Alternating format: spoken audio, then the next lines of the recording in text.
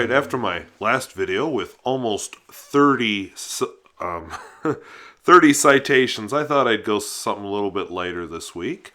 Talk a little bit about why I moved to North Dakota. Maybe I'll talk a little about why I do the citations and what's up with all that. So anyway, I'm still on the East River Road here. I believe, if I remember, I don't remember. Alright, anyway, headed off on exploring a new route, and I think we're on that new route now, because this isn't looking familiar to me. So I was on a new route here I'd never driven before. By the way, not 2015. It was January, but not January 1st, and it wasn't 1 o'clock in the afternoon. But anyway, so you might be wondering, because somebody asked this a while back, why did I move to North Dakota? Well, I actually have an answer. Just sounds kind of silly. The reason I moved to North Dakota is when I got done with college, I thought, I need to go somewhere different and try something new while I'm still young enough to have an adventure. Now, all these years later, I'm still on that adventure. By the way, as before, when I do those pull-offs like that and it jumps, it's because I pulled off to take some pictures or pulled out and walked around with the iPad and talked to it for a while, which is a set of videos I may or may not still edit together. Anyway, so I moved to North Dakota just kind of as an adventure. Now, still on the adventure. I question it from time to time, but I am on it. And I think no matter where I ended up, I would have been questioning my adventure anyway, because that's just a natural human thing. The grass is always greener and all that. So the next question would be, why North Dakota? And I apologize if I'm sounding a little tired. It's almost 10 at night and I should go to bed, but I'm still up. So why North Dakota? Well, I think the idea got in my head as a little kid because I remember when I had my tonsils out back in first grade, neighbors kind of felt sorry for me and gave me a whole bunch of books and stuff to read because I don't know. I must have been sick because I remember laying on the couch for a while after that and not feeling very mobile. Anyway, one of the books was about a one-room schoolhouse in the Great Plains. Now, I don't remember the name of the book or the author, and if you know, please tell me because I would like to get a copy of that book just for nostalgia's sake. But anyway, it was about a one-room school in the prairies, and there was a girl in it. She had a brother. The girl was always jealous because her brother could go work on the farm and she had to go to school.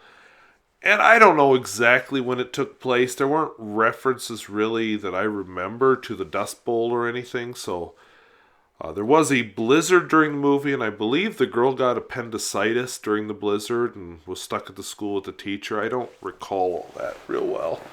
But anyway, that kind of had the Great Plains in my head. And, I just remember as a kid growing up, I always liked wide open spaces. You'd go out cross-country skiing across a field, and you just there's no trees on the skyline because you've gone down over a hill and you just can't quite see them. And it's just always kind of like, yeah, that's right. I liked wide open spaces. I always have. And as much as I complain about certain aspects of North Dakota, I've always liked not a lot of people around. Now, I like the amenities that are available with a lot of people around, but I like wide open, lonely places. And so North Dakota wins in that regard. I mean, look at this. Look at this whole drive. How many vehicles have I passed? Well, it passed me when I was doing one of my pulled over photography sessions. 1. Not bad. I was talking to my French foreign exchange student today, and he was just mentioning about how difficult it is to get a driver's license in France. And I can't remember what all he said. You have to be 18. But then he pointed out that there's no cars on the road here. Over in France, where he's from, and he calls it a small town. Well, it's bigger than the big city around here. And I won't tell you which town he's from, so you're just going to have to use your imagination. But his small town is like 40,000 people. But he says that there's just always people and always cars on the road. And so you need a lot more driver's training because it's quite different to drive over there than it is here. I mean, I can be driving this and hardly pay attention. Heck, when I started doing this, I was doing the really stupid driving using an iPad. I won't do that now. I have my dash cam, even then I wouldn't have done it on a paved road. But yeah, would you dare do that in France? Oh, I don't think so. So anyway, it's a different world, and so I like this. Now, I grew up small towns in Pennsylvania. The small town I'm from is, well, bigger than the town I live in now, but not really all that huge. And I just, that's what I'm used to. In fact, I lived, and my parents still live on a road like this. Admittedly, a lot more trees and a lot more neighbors, but still, that is actually what I grew up with. I'm going to pause here because now I need a drink of water. So I'm back, full glass of water in hand. And anyway, what I was talking about before I went off to refill the water was I grew up in a small town. That's where I've always lived. Now, at one point, I did live in a small town north of Harrisburg, Pennsylvania. It was growing fairly quickly. In fact, the house I lived in was built, let's see, like probably 1979, 1980, and it was part of a housing development. And the whole time I lived there, we still had a field behind us and a field across the road. But during the time we lived there, the field across the road started to have houses built in it. A Jehovah's Witness church right across the street. A doctor's office. The field behind me stayed a field the whole time. But there was a housing development back there and a street that just kind of dead-ended on the field. So you knew that at some point, that street that dead-ended on the field would eventually continue on into the field with houses built around it. So I don't know what it's like there now. I have not been back to the place probably in 20 years. How old am I? 41? More than 20 years. I haven't been back there since I was in high school. So, I don't know what it's like there anymore. But we moved when I was 14 at the end of 8th grade to the town where my parents still live, although, like I said, they don't live in town, they live on a road like this. And that town was going through some growth at the time, too. They had might be a little too specific, but it had a big company anyway that had moved to the area and was growing and had, was known internationally. A lot of new people moved to that area because of that. A lot of new houses built. A lot of new businesses built, including off of Main Street. But sometime during college, I can't remember what year, but anyway, one of my college years, the company ran into big trouble. Basically, the owner had started treating it like his own private... Well, okay, he wasn't even the owner. The founder had started treating this corporation, which was no longer his corporation. He was, a big part of it, but it was no longer just his. But he's treating it like a sole proprietorship and like his own property. And he has recently gotten out of jail. True story also. But he's, the company was just destroyed by all that, and it was broken up into zillions of pieces and sold off. And so the town was hit hard by that economically. The buildings that were built are still there. The county bought one of them to use as like offices. Others just have been sitting empty for years. And these aren't, just sad, pathetic buildings. These are nice buildings. Just sitting empty. That's sad to see. But at the same time, it really was changing the character of the town away from being a small town. Now, there are certain things small towns just need to wake up on, like customer service. It makes me mad when a local business just assumes they can treat you like garbage just because they know They're the only business of their type around, so they know you're going to be back. You have no choice. I hate that. I really hate that. I Anyway, I totally got off from where I was headed with this, which is why did I move to North Dakota? Well, I think I've covered a lot of it. Why North Dakota specifically? Well, I started to do research. I mean, I kind of had North Dakota in my head anyway. Maybe the story, that book took place in North Dakota, I don't know. But I started doing research in college because I discovered a magical thing in college called the internet. And yes, we had no internet at my house. Don't forget, I graduated high school in 1994. Now, the internet did exist at that time. It was in its infancy. Probably couldn't get it except possibly as dial-up at my house. In fact, to this day, 2017 as I say this, my parents are still on dial-up internet. They can't get anything else. I think if they wanted to spend a lot of money, they could get that satellite internet. But yeah, 2017, they're still on dial-up. Wow. Okay, another reason not to go back. Because I like my high-speed internet.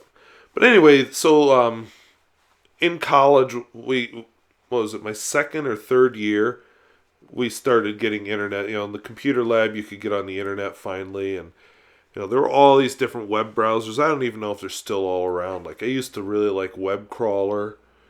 I can't remember what they were all called anymore. But anyway, so I started doing research about this fantasy. And what I kind of liked about North Dakota is when other people talk adventures, they're talking like California, Colorado, Utah, which I knew I didn't want to go there because of the heavy Mormon influence. And, I may have been a wacko conservative at that point, and I do mean wacko conservative, not just conservative. I knew I didn't want to go to a place like Utah. So, because whether I wanted to admit it to myself or not, I was pretty libertarian on social issues back then. But anyway, so Utah was out. And I don't know, Wyoming just never appealed to me. Montana, just, North Dakota appealed to me. South Dakota, Nebraska. I looked at Kansas, but it just kind of, nothing, meh. And now I'm glad I didn't go to Kansas, because what an awful state for education. Thank you, Governor Brownback, for ruining a state. Much as I may fault North Dakota, hey, at least we're not Kansas. So, and actually at the time, and still, North Dakota had decent schools. Not the best in the country, but at the, in the upper end. And I can see why that's true. I think states like Massachusetts and Vermont have better schools, and in a lot of ways I think Minnesota does too, but I live close enough to Minnesota. I see some of the other issues in Minnesota schools, so you're making some trade-offs there. So I thought, this would be a good state to live in. And I liked the idea of finding a small town. I didn't quite expect it to be as small as it was, but, So, yeah, why don't I get into that? Because I still have a little under 20 minutes to fill. So, I finished college at Christmas of 1998. I had switched majors during college because I went away to college with the dream of being a math teacher. And it was during my fall of my sophomore year, I realized that no, I don't want to teach this stuff. Ick! I was totally I had no interest in the math. I was not studying the way I should. I was just not engaged at all. It just not interesting. Let's just be honest. But I was required to take physics as a math major, and there was a class that made sense. In fact, it was in physics for the first time I understood what a derivative was, or an integral. I mean, honest to God, that class made the math real to me. And I started actually picturing parabolas and, what the heck they're doing and what they're showing about a relationship between numbers. It all made sense in physics. And I started looking at, well, what do you like to do for fun? Ooh, read science fiction? Yes. Do you like to write science fiction? Yes. Do you like to get your scientific details right? Yes. Do you read scientific magazines? Yes. Now, I was still pretty primitive then, didn't understand that Scientific American was not a high-level scientific journal, but still. That's where my interests lay, was in science. And so I switched majors and became a physics major. As electives, I took as many math classes as I could. I took extra science courses. I took 2 semesters of biology when I only had to take a certain other biology. So, I took a pretty good variety of sciences, which turned out to be a good thing. Because after I finished college, went off to teach in North Dakota. My very first school had an enrollment at that time in fall of 1999 of 160 students. Now, I had a exchange with somebody that I know through this channel about where I teach, and they were talking about the size of the high school where I teach now. The whole high school where I teach now is about the size of the entire school district where I had my first job. 160 kids K through 12. And as you can imagine, small classes. So, divide that up between 12 different grades. That gets you, oh gosh, I shouldn't try doing this late at night. 16 over 12 is 4 over 3. And now I've forgotten where I was headed with that. Anyway, yeah, so did I say 16 over 12? Holy cow. You can tell I don't function at night. Let's just say better than 10 kids per grade. Because, yeah. If I was doing this in the morning, I could do it in my head, but not at 10 at night. Which is another thing I wish I would have realized in college, because I think I would have done a lot better, is that I'm not a night person, I'm a morning person. And, but anyway, so very small. And I was the science teacher, grades 7 through 12.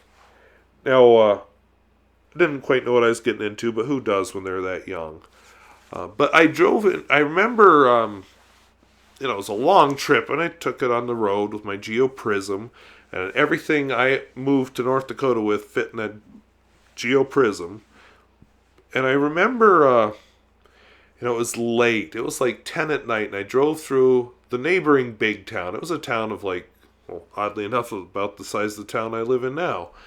And I just thought, there is a motel in the town where my job is. I should just go get a room there. Then I'll be in the town. So that's what I decided to do. So I continued 30 miles on because that's how far it was. And got into the town, and I just remember a very sinking feeling in the town. Very wide main street. It was described in the information they sent me as how quaint it was. It wasn't. I mean, it was small. Not a lot of business there. In fact, most of the businesses were closed. Permanently, not closed for the night. There was no drugstore with a soda fountain. Used to be. The building was still there, but the business was long gone. I did get to know the owners of that store. Of course, they'd retired. The man had Parkinson's and ended up dying of a hemorrhage that fall. But, I got to know those people. I got to know the guy who used to own the hardware store, which was right beside it and was now closed. He was in his 80s at that point, and, of course, had been closed for a while. All basically newer 1960s buildings. Very, very wide main street. As I found out later, it was very wide because they would pile the snow in the middle when they plowed. And then when they had time, they would go in with a loader and put it in trucks to truck it away.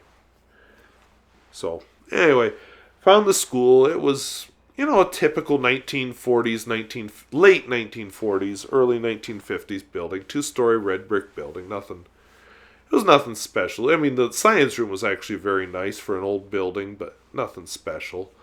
And the kids there, I found this out there while I was driving.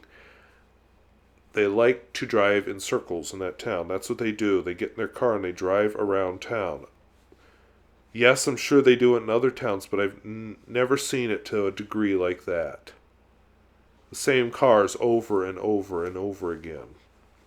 It's very odd. And that's something I noticed every night for the next 3 years I lived there. But anyway, so I tried to get in the motel. It was closed for the night because the rooms were all full. I found the front door was locked, but there was a phone there to call the desk. So I called the desk, and she says, yeah, the rooms are full, sorry.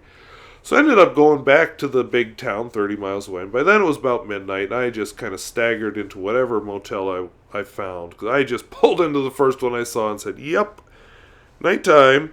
Spent the night there. Had breakfast at a place where, as it turns out, I really liked in that town, and I would go back quite often. Drove back to my town and had the same sinking feeling.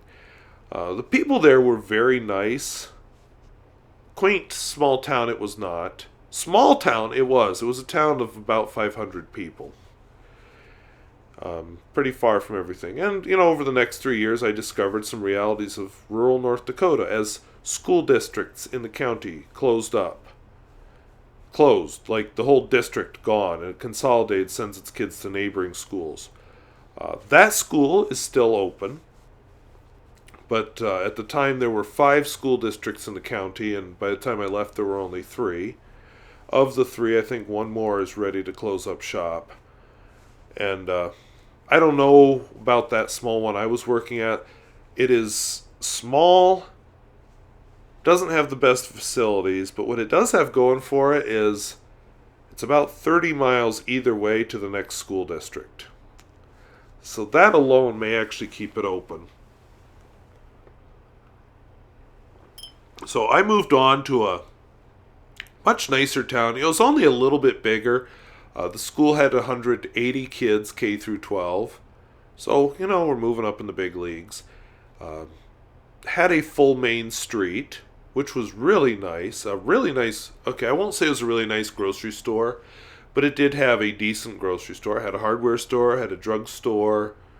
Still quite a lot of boarded up businesses, but at least it had businesses.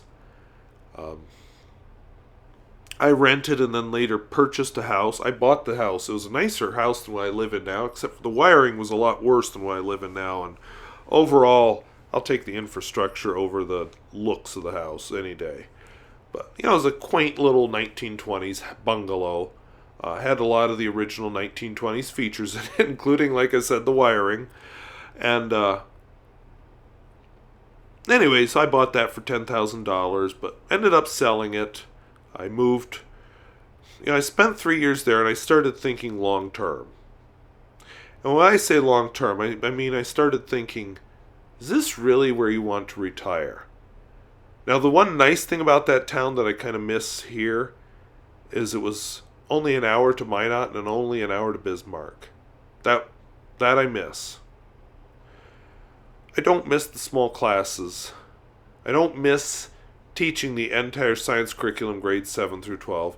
And I don't miss certain, actually I had a lot of people in the town that did like me and I liked them. But I had a couple of, they were colleagues that I had the most trouble with that just made me feel totally unwelcome there. And, when you couple that with my, do I really want to retire here? And I'm just working so much for what? So I looked and I found a job in another town. It was actually a town about the size of what I live in now. And working in that town, I only stayed there for a year, but it showed me the benefits of a larger school. Because basically, if you're not teaching grades 7 through 12, you're teaching a more limited set of classes. You have fewer classes to prepare for, so you have more time to prepare for them. The other thing it taught me was, in small schools I was working too hard on the wrong things. It's all well and good to correct student work, because, it's kind of part of the job. But I was spending too long correcting student work. Like, I had to correct every single piece of work that was turned in. So at this large school, I was teaching math and science, so I was correcting every single math homework assignment, every individual problem in it. And with the much larger class sizes you get in a larger school, oh my God, I had no time. And it taught me how to correct student work. There's a lot of it is just practice. And the only reason you really need to give it a grade is so they'll do it. Because kids just don't understand what the point of doing work is, because they think it's just something we inflict on them. They don't realize, oh, this is practice, so I know how to factor a polynomial. Because like I said, I was teaching math and science there. And yes, one of the things I left out of my story was how I added math to my teaching license by taking a whole bunch of summer classes. Anyway, yeah, so I can teach anything math or science in North Dakota. But anyway, so I also learned to look at my homework that I'm giving, like, do you really need to give this? Do they really need this practice? Is this about practice, or is this just busy work to keep them busy? Is this about maybe they don't need this assignment because they get it and don't need to practice it a whole lot? So it made me look at a lot of things, which was good. Because in a small class, you don't have to think about it because you just don't have as many kids, so the correcting load isn't as big. Well, there were other issues with that school. I don't want to throw anybody under the bus too far, but let's just say issues between the union and the board that both sides were so dug in they couldn't see where each other was wrong. And I just honestly, the town had a full main street. I mean, it was a nicer main street than the town I'm in now, to be totally clear. But I just didn't like the town. It wasn't a real walkable town. And this is probably going to give away what town it was. I got really tired of being woken up in the middle of the night by railroad cars smashing together, because there was a switch yard right in the middle of town. And even with windows closed in the winter, that would wake me up. So I just got tired of it. I realized that this is not a town I want to retire to. So I moved again to the town I'm in now. Now, I've been here, 10 or 11 years, something like that. I think 10. I'd have to look, or if it was morning, I'd probably remember. As I said, not a night person. But this town was actually walkable. I'll tell you one thing I remember, though. Back when I lived in one of those small towns, I actually drove through this town. I was on the way to somewhere else, but I drove through this town, and I just remember thinking as I drove through this town, ugh. And I will just confess, when you drive through this town, it does not give a good first impression. It's not quaint. I won't call it an ugly town. By the way, I thought here I was turning north on a road. Well, I was turning north on a road, but it wasn't the road I thought I was on, because it turned out to be the road out to an oil well. Whoops! So I turned around because it's a private road and got on the correct road. But anyway, I don't want to throw my town under the bus, but it's just not, it doesn't give a good first impression to drive through it. It's just not attractive. And, but here I am. I've lived here longer than any of the other towns put together, and have no plans of leaving. Now, I will tell you this. Lately, I've been feeling the need for a new adventure. And I give you a warning. I'll close off this video with a big warning. It's really easy to go on that adventure when you're young and not attached. Now, I'm 41 and I'm not married. I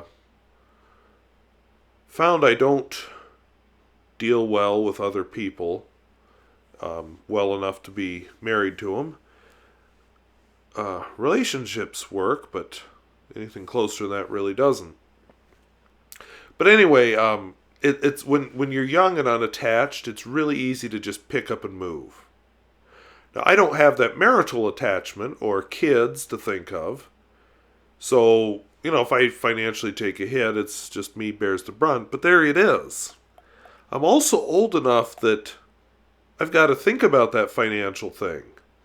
Like, I'm a homeowner now. It's probably going to take me a year or two to sell this house in this town. It's kind of an odd house because it's so small. It's not a lot of people moving to this town. So I'll be making house payments till I get it sold. Second thing I have to deal with this town, or with a move, if I move out of state, which is something I'd actually like to do, I'm going to be starting over on retirement. Now, possibly I can roll over my 403B and my Roth IRA, but as far as my state retirement, yeah, starting over from scratch in another state. Now, hopefully I'd be able to get part of whatever I've got in this state when I get to that age, but, that's a big consideration. So does that mean I'm adding 10 more years of working? Possibly. I may discover in this new state that it's a lot more expensive to live there, and until I get my savings built up on the corresponding salary, I'm going to have to start over. I would probably have to get a new license in a different state because every state has its own requirements. So there we're looking at possibly some classes that I'd have to take. I'm losing all my contacts and experience. Years of experience I've built up. I mean, a lot of schools, I don't know, maybe it's different in other states, but I know a lot of schools won't count your years of experience if they're from out of state. Or, if they do count years of experience, whether from in-state or out of state, they'll only give you like 5. So I'm going to be dropping down the salary rungs. So, I guess what I'm trying to say is, if you're in the mood for an adventure, it's a lot easier to have it when you're young. Now, the other side to that is, I think when I'm old,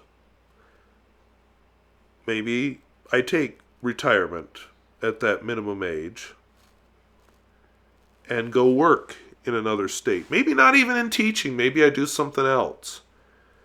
And then I'll have my teacher's retirement. And if I work long enough at this other job, I could get a small retirement from that too. And maybe between the two, financially, I'm okay. So the best time to take that adventure is when you're young. The next best time to take that adventure might be when you are old enough to retire, but not old enough to truly retire. So, things to think about. And if you're young and you're not sure about where you're living, don't buy a house. Rent. Because it's easier to get up and move if you're renting than if you've bought a house and you're saddled with house payments and a place you've got to get rid of if you move. So anyway, I thank you for watching. Take your adventure. And I don't know where I'll be driving you next week, but we'll see you later. Bye-bye.